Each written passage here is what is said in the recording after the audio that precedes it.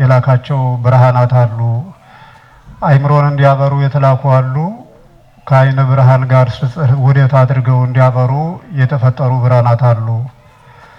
ከአይነ ብርሃን ጋር ተዋህደው የሰው ልጅ ብርሃን ከብርሃኑ ጋር በማዋሃድ ሰው የሚፈልገውን እንዲያዩ የሚያደርጉ በከዋክብት ሰሌዳዎች ላይ የተሳሉ ብርሃናት፣ በጨረቃ ሰሌዳ ላይ የተሳለ ብርሃን፣ በፀሐይ ላይ የተሳለ ብርሃን፣ በእሳት ውስጥ ያለ ብርሃን፣ በውሃ ውስጥ ያለ ብርሃን አለ። የእነዚህ ብርሃናት ነጸብራቅ ከሰው ልጅ አይን ብርሃን ጋር ሲገናኝ ሲዋሃድ የሰው ልጅ የሚፈልገውን ነገር ሁሉ ያሳያል። እንደምታውቁት እናቶቻችን፣ እህቶቻችን፣ አባቶቻችን፣ ወንድሞቻችን ብርሃን ያሳያል እንጂ አይታይም። ጨለማ ያውራል እንጂ እሱም አይታይም። ጨለማ ብርሃንን እይታን መከልከል ነው። ብርሃን እይታን መግለጽ ነው ዓላማቸው። ብርሃን ራሱ ያሳያል እንጂ አይታይም። አሁን ወደ ላይ ቀና ብለን የምናያቸው ጨረቃና ከዋክብት ፀሐይ የብርሃን ሰሌዳዎች ናቸው። ራሱ ብርሃን ግን አይታይም። ብርሃን ሲያሳይ ነው የሚታይ እንጂ ራሱ አይታይም። አካል የለውም ብርሃን። አሁን እዩት፣ እኛ እንተያያለን፣ የሚያሳየን ብርሃን ነው። ብርሃን ግን አይታይም ራሱ። ብርሃን ሰው የሚፈልገውን ነው እንጂ የሚያሳይ ራሱ አይታይም። ጨለማ ሰው በተቃራኒው ሰው የሚፈልገውን ነገር መከልከል ነው። አይታይም። ጨለማም እንዲህ ቢሉ የሚዳሰስ ነገር የለውም። ጨለማ ማለት አለማየት ማለት ነው። ብርሃን የብርሃን ትርጉም ማየት ማለት ነው። እና እኒህ የሰው ልጅ እይታ ፍጹም የሚያደርጉ ከእግዚአብሔር የተገኙ ብርሃናት ሲሆኑ የሰው ልጅ አይምሮ ደግሞ በእውቀት ውስጥ የሚያበሩ ሌሎች አሉ። መጻሕፍት አሉ፣ አባቶች፣ እናቶች አሉ። እናቶች ከልጅነታቸው ልጆችን ሲያሳድጉ ይህ አይደረግም፣ ይህ መጥፎ ነው፣ ይህን አይባልም፣ ይህን አትናገሩ፣ እንዲህ ቦታ ላይ አትሂዱ፣ ይህ ብርሃን ነው። ወደፊት የሚመጣውን ነገር የሚያሳይ ነው። ያን ቢናገር የሚደርሰውን ነገር የሚያሳይ ነው። ከዚያ ቦታ ላይ ቢሄዱ የሚደርሰውን ድርጊት የሚያሳይ ነው። ይሄ ራሱን የቻለ ብርሃን ነው። ይህን ብትናገሪ ሰው ይቀየማል፣ እግዚአብሔር ይቀየማል። ሕገ እግዚአብሔር መተላለፍ ነው። በዚያ መተላለፍ ምክንያት ይሄ ይደርስብሻል። ገና እኮ ረጅም ጊዜ ነው። ከ80 ዓመት በኋላ የሚደርስ ድርጊት ነው። እድሜ ላለው ሰው ከ80 ዓመት በኋላ የሚደርስበት ነው በእግዚአብሔር መንግስት። ወይም በተለያየ መንገድ በአካል፣ በጤንነት፣ በሀብት፣ በተለያየ ነገር የሚደርስ ነው። ይህን እናቶች ከልጅነታቸው ለልጆቻቸው አይተው የሚናገሩት ነው። ይሄ ጨለማ፣ ይሄ መታሰር ይመጣልና ይህንን እንዳታደርጊ፣ ይህን እንዳታደርግ የሚሉት ነው። እግዚአብሔር አንድ ነው፣ በአካል ሶስት ነው፣ በመለኮት አንድ ነው። የዓለሙ ፈጣሪ እርሱ ነው። እርሱ የተወለደ እንጂ ያልተፈጠረ ነው። እርሱ ለዘላለም የሚኖር ነው። እርሱ ነገስታትን የሚሾም የሚሽር፣ ለሀብታሞች ሀብት የሚሰጥ ሀብታቸውን የሚወስድ፣ እሱ የሚገል የሚያድን፣ የሚያመጣ የሚወስድ፣ ለዘላለም የሚኖር ያልነበረበት ዘመን የሌለ ዘመንን የማይቆጠርለት ጌታ ነው ብሎ መናገር። ይህ አባቶቻችን ለልጆቻቸው የሚናገሩት ብርሃን ነው። ጌታ እግዚአብሔር ግን ከዚህ ሁሉ የተለየ ብርሃን። ይህ አባቶች የተናገሩት እናቶች የተናገሩት እውቀት የተገኘው ከእግዚአብሔር ነው። በሌላ መልኩ እንደገና ከፀሐይና ከጨረቃ ከዋክብት ጋር ላይ ያለው ብርሃን የተገኘው ከእግዚአብሔር ነው። ራሱ ጌታ እግዚአብሔር ብርሃን ነው። እግዚአብሔርን እንደኛ ብርሃን ከዓይኑ ብርሃን ጋር ተዋህዶ አያሳየውም። ብርሃን የተገኘው ከእግዚአብሔር ነው። እኛ ከሌላ ብርሃን ጋር ተዋህዶ የኛ ብርሃን የኛ ብርሃን የተገኘው ከሌላ ነው። ሌላ ብርሃን እንደገና ደግሞ የተገኘው ያም ሌላ ብርሃን ከእግዚአብሔር ነው። እግዚአብሔር ግን ራሱ ብርሃን ነው። ራሱ ብርሃን ነው እንጂ ብርሃን የሚገልጠው አይደለም። ብርሃንን በጨለማ ውስጥ የሚገልጥ ነው እሱ ብርሃንን በጨለማ ውስጥ የሚገልጠው ነው እንጂ በጨለማ ውስጥ ሲኖር ብርሃን የሚገልጠው አይደለም። እኛ በጨለማ ውስጥ ስንኖር ብርሃን የሚገልጠን ብርሃናውያን ፍጥረቶች ነን፣ የብርሃን ልጆች ነን። ነገር ግን ብርሃን ያስፈልገናል። ብርሃኑ ይገልጠናል። እርሱ ብርሃኑን ይገልጠዋል እንጂ እርሱን ብርሃን አይገልጠውም። በእርሱ ዘንድ ጨለማ ስለሌለ፣ በእኛ ዘንድ ጨለማ ስላለ ብርሃን ያስፈልገናል። በእርሱ ዘንድ ብርሃን እንጂ ጨለማ ስለሌለ ሌላ ብርሃን አያስፈልገውም። እሱ የብርሃን መገኛ ነው። ለሰው ሁሉ የሚያበረው እውነተኛው ብርሃን አያችሁት? እውነተኛው ብርሃን ጊዜያዊ ብርሃን አለ፣ በ12 ሰዓት ፈረቃ የሚቀያየር እንደገናም ደግሞ ዓለም ስታልፍ ደግሞ ለዘላለም የሚጠፋ የሚደመሰስ ብርሃን። እውነተኛው ብርሃን ለሰው ሁሉ የሚያበረው። አሁን እኛ በዚህ ሰዓት ባለንበት ሰዓት አንዳንድ ቦታዎች ሌሊት ሆኖባቸው በዚህ ሰዓት ሌሊት አለ፣ ሌሊት የሚሆንበት ቦታ አለ። አሁን አለ የለም? አዎ እውነተኛው ብርሃን ያልሆነው ብርሃን ያ ብርሃን በተለያየ ቦታ ዓለምን በዑደት ሲዞር በአንድ ቦታ ላይ ጨለማ ይሆናል፣ በአንድ ቦታ ላይ ብርሃን ይሆናል። በእግዚአብሔር ዘንድ ግን ለሁሉም የሚያበራ ብርሃን። ይሄ ፀሐይ ለሁሉም እያበራ አይደል? ለሁሉም አንድ ፀሐይ ቢያበራም ነገር ግን በአንዱ ቦታ ላይ ሌሊት፣ በአንዱ ቦታ ላይ ማልት ይሆናል። እውነተኛው ብርሃን ግን ብርሃን በሚፈለግበት ቦታ ላይ ሁሉ አለ ጌታ እግዚአብሔር። ለሚጠሩ ሰዎች ሁሉ በየቦታቸው ላይ የሚገኝላቸው፣ ለሚለምኑት ሰዎች ሁሉ አልቆብኛል የማይሰለች እውነተኛ ለጋስ። አንቺ ደግሞ መለመን ልማድሽ ነው፣ ሁልጊዜ ይሰጥሻል፣ ነገር ግን ሁልጊዜ ትለምኛለሽ የማይሰለች ጌታ። ሁላችን ለማኞች ነን እንደምታውቁት። ከሰዎች የምንቀበላቸው ነገሮች አሉ፣ ግን የሰጡንን ሰዎች ስናያቸው አንገታችን እንደፋለን፣ እናፍራለን፣ የበታችነት ይሰማናል። ውለታውም ከብዶን አንገታችን እናዘቀዝቃለን። እርሱን ስናየው ግን ወደ እርሱ ስናስበው ግን አንገታችን የሚያስደፋ ነገር ምንም ነገር የለብን። ሁሉ ነገር እኮ ተቀብለነዋል። ያልተቀበልነው ነገር እኮ የለም። አካሉ፣ ሀብቱ፣ ቁመናው፣ ከዚህ መድረሱ ሁሉም ነገር የተገኘው ያለን ነገር ሁሉ የሆነው በእርሱ ነው። ያለ እርሱ ምንም የሆነ ነገር የለም። እርሱን ስናስበው ግን የበታችነት አይሰማንም፣ ውለታም እንዳለብንም አይሰማንም። አባታችን እንደሆነ ብቻ ወደ ቀረቤታው እንፈልጋለን እንጂ እሱን አይተነው መሸማቀቅ የሚመጣብን ነገር የለም። ለሰው ሁሉ የሚያበረው እውነተኛው ብርሃን፣ ላመኑትም የሚያበረው እዩት፣ ላላመኑትም የሚያበረው ግን ጌታ እግዚአብሔር እንዴት ያለ ብሩክ ነው!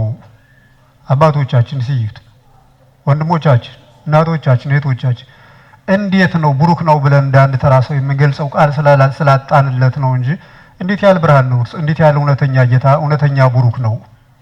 ሁልጊዜ የማይሰለች፣ ሁልጊዜ የማይመቀኝ፣ የማይመረር፣ ከነ ኃጢአታችን ስንኖር በኃጢአታችን የማይጸየፈን፣ የማይሰለችን፣ ልጄ ሆይ መጣህ የሚል እንዴት ነው ብሩክነቱ በራሱ!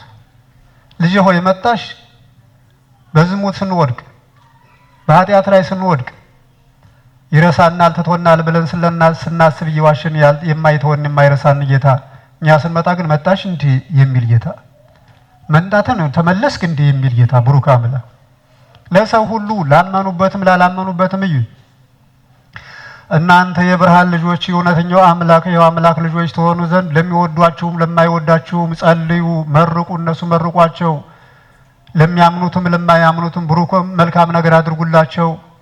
የሚወዷችሁን ብትወዱማ ከአሕዛብ በምን ትለያላችሁ? የሚወዷቸውንማ አሕዛብም ይወዳሉ። ለሚሰጧቸውማ ለሚመልሱላቸውማ አሕዛብም ይሰጣሉ። እናንተ ግን የእውነተኛው አምላክ ልጆች ትሆኑ ዘንድ የሚያሳድዷችሁን መርቁ፣ ለሚረግሟችሁ ጸልዩላቸው፣ ክፉ ለሚያደርጉ ሁሉ መልካም አድርጉላቸው። እርሱ ለተዳደፉትና ለንጹሐን ለጻድቃንና ለኃጥአን ክረምትና በጋን ያፈራርቃል፣ ጨለማና ብርሃን ይሰጣልና እዩት። የእሱ ልጆች ትሆኑ ዘንድ የሚወደኝ የማይወደኝ፣ የሚጠላኝ የማይጠላኝ፣ የሀገሬ ልጅ ቋንቋ ተናጋሪ አትበሉ። ለሰው ሁሉ የሚያበረው እውነተኛው ብርሃን ጌታ ኢየሱስ ክርስቶስን አምላክ ነው ለሚሉ ሰዎች ሁሉ ያበራል። ይህን ነገር አናውቅም፣ አይገባንም፣ አይመለከትም ለሚሉ ሰዎች ሁሉ ያበራል።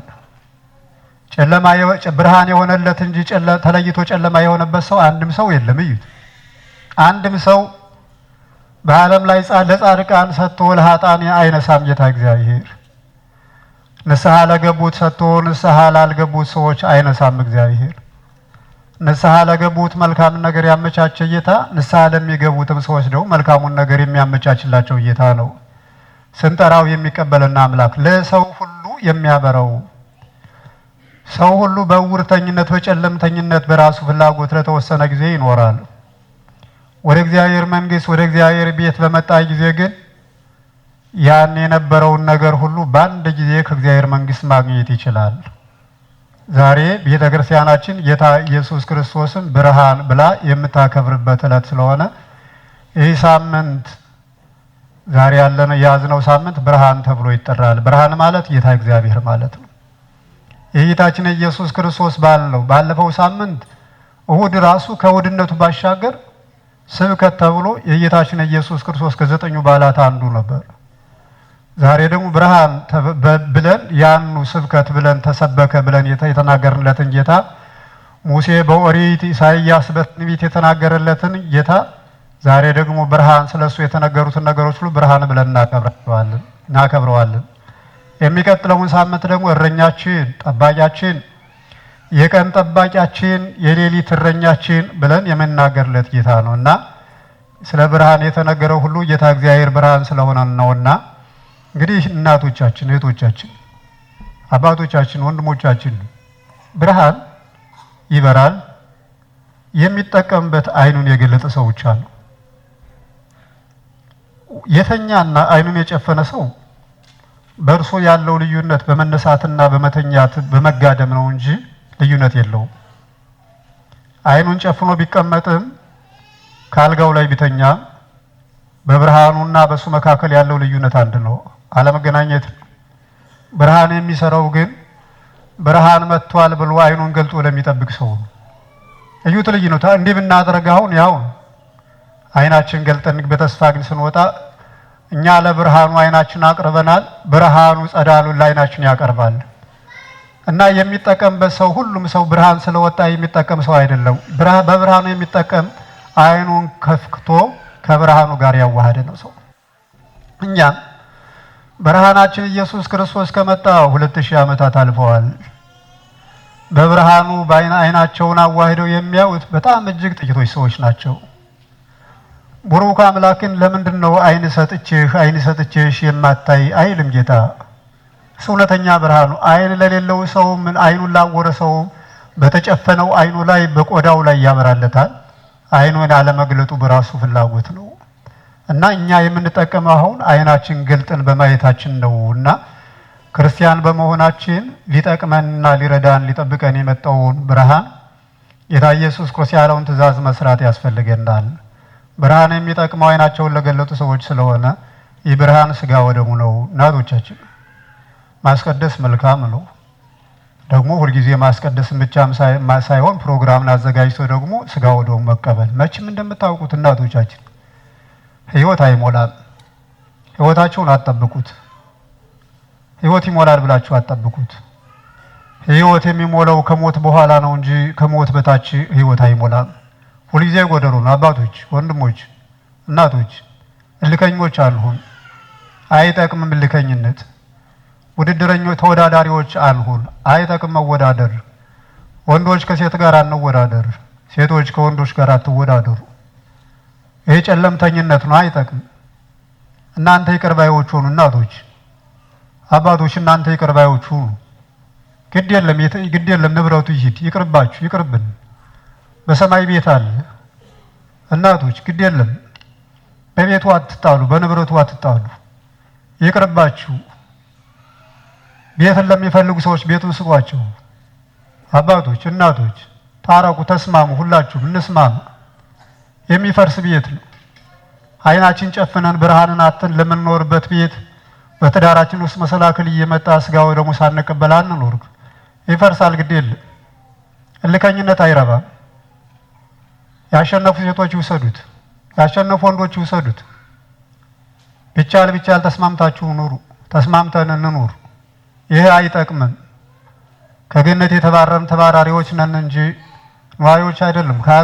ከገነትም ተባረር ያንን የተባረርንበትን ጸባይ ይዘነው መጣን። ምንም የተለወጠ ነገር የለም። ገነትን ምድረ በዳ አደረግናት በእኛ ጸባይ የተነሳ። ዓለምን ምድረ በዳ የጦርነት አውድማ አደረግነው በእኛ ጸባይ የተነሳ። አሁንም ይቀጥለዋል። እንግዲህ ሁለተኛ መቼስ የገነት ቤት የገነታችን ቤት ገነት የሀገራችን ቤት የዘላለሙ ቤት አዘግተን መኖር አይጠበቅብን። ስለዚህ ልከኝነት አይጠቅመንም፣ መቀኝነት አይጠቅም፣ ደራ አይጠቅምም። ሚስቱን ያሸነፈ ወንድ አይኖርም፣ ባሉን ያሸነፈ ሴት አይኖርም። አረ መስማማት ይሻላል፣ አንድ መሆን ይሻላል። ሞታችን ቀርቧል። በሚፈርስ ቤት መሰረት በሌለው ቤት አንጣላ፣ በዚህ ንብረት አንጣላ፣ በዚህ ህይወት አንጣላ። መስማማት እየተቻለ ሁሉን ትቶ መሄድ እየተቻለ መሸነፍ ጥሩ ነው። ማሸነፍ አይዋጣም። ያሸነፈ የለም የተሸነፈ እንጂ። በእኛ ህይወት በእኛ መሰረት በእኛ እምነት ተሸንፎ ያሸነፈ እንጂ አሸንፎ ያሸነፈ የለም። አሸናፊ በዓለም ላይ ተሸናፊ ነው። በዓለሙ ላይ የተሸነፈ ሰው ነው በእግዚአብሔር ዘንድ አሸናፊ። እና የተጣላን ሰዎች እንታረቅ። በአንድ ላይ የምንኖር ሰዎች አንድነታችን እውነተኛ ይሁን። ግድ የላችሁም አባቶች፣ እናቶች፣ በአንድ ላይ እየኖርን የማንነጋገር አንሆን። በአንድ ላይ ምንኖር በውጭ ሰው ባልና ሚስቶች እንደሚለን ሁሉ የውስጥም ባልና ሚስቶች መሆን ያስፈልጋል። ምንም አይጠቅምም። ምንም የሚሆን ነገር የለም። የእግዚአብሔር መንግስት ያስቀርብናል እንጂ አንድም የሚጠቅመን ነገር የለም። በእውነት ማለት ምንም ነገር ሰዎች እንኳን ቤታቸውን ንብረታቸውን ይቅርና ሴቶች መነኮሳት ሆነው ወደ ወንዶች ገዳም ገብተው በሌላቸው አካል ልጅ ወልደዋል ተብለው ሲወነጀሉ አዎ ልጅ አለው ብለው ልጆቻቸውን ያሳደጉ ወንድ የተባሉ ሴቶች አሉ። ቤተክርስቲያናችን የነዚህ ግፉዋን እናት ናት። ቤተክርስቲያን ከጥንት ጀምሮ እስካሁን ድረስ ትገፋለች። ሴቶች ይገፋሉ፣ ወንዶች ይገፋሉ። ወንዶች የሚገፉበት ቤት አለ፣ ሴቶች የሚገፉበት ቤት አለ። ገፊ ሴቶች ያሉበት ገፊ ወንዶች ያሉበት ቤት አለ። ይህ ህይወት ነው በዓለም ላይ። ለክርስቲያኖች ግን ተስማምቶ መኖር የተሻለ ነውና አባቶቻችን እናቶቻችን ነገሮቻችን ሁሉ አስተካክለን ነገ ለማንኖርበት ነገ ለምንጠፋበት ቤታችን ለንብረታችን ብለን አንለያይ። ቤታችን ንብረታችን ወደ እግዚአብሔር የሚያቀርበን እንጂ ከእግዚአብሔር የሚለየን ሊሆን አያስፈልግምና ነገሮችን አስተካክሎ ወንዶች አባቶች በእግዚአብሔር እናቶቻችን በእግዚአብሔር የሚጠቅም ነገር የለም የሚጎዳ እንጂ። ነገሮቻችሁ እናንተ አስተካክሉ፣ እናንተ ይቅር ባዮች ሆኑ፣ እናንተ ታረቁ፣ እናንተ ተው። ወንዶች አታሸንፉም፣ ሴቶችም አታሸንፉም። የሚያሸንፍ እሺ ያለ የሚያሸንፍ የተሸነፈ ዓለሙን የሚያሸንፈው እምነታችን ነው። ልካችን አያሸንፈው፣ እምነታችን ግን ያሸንፈዋል። እምነት ስለሌለን ነው ዓለሙ ያሸነፈን እንጂ እምነት ቢኖረን ኑሮ ዓለሙን እናሸንፈው። እምነት ያላቸው ሰዎችማ ዓለሙን አሸንፈውት ይላል። እናንተ ዓለሙን የምታሸንፉት እኔ እንዳሸነፍኩት እናንተም ዓለሙን ታሸንፉታላችኋል። ጌታ እንዴት ዓለምን አሸንፈው? ጌታ እየተደበደበ አይደል? ጌታ እየተራበ አይደል? ጌታ እየተጠማ አይደል? ጌታ ኃጢአትን እምቢ ብሎ ኃጢአትን ሳይሰራ አይደል? ስለዚህ እኛ ዓለምን እናሸንፍ ኃጢአትን ሳንሰራ ክፉ ነገር ለሚያደርጉ በጎ ነገር አድርገን ለሚቀሙን ሰዎች ንብረታችን ትተን ለሚሰድቡን ሰዎች መልሶቻችን ትተን ነውና ሁሉን ይህን የሚያሳየን እግዚአብሔር ብርሃናችን ስለሆነ እግዚአብሔር አምላክ የምንመለከትበትን የውስጥ አእምሯችን ሁሉ ብርሃን ያደርግልን። እግዚአብሔር ይስጥልን።